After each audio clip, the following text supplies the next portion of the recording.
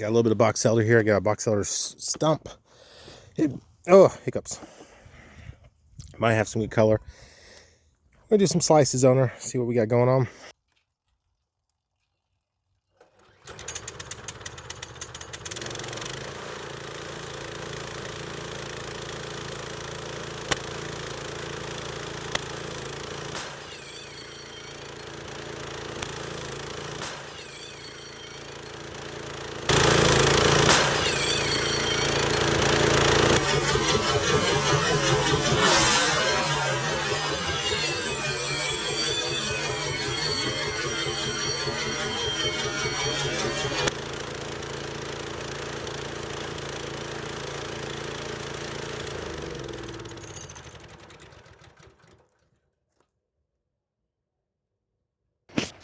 Gotta figure out why it's throwing it.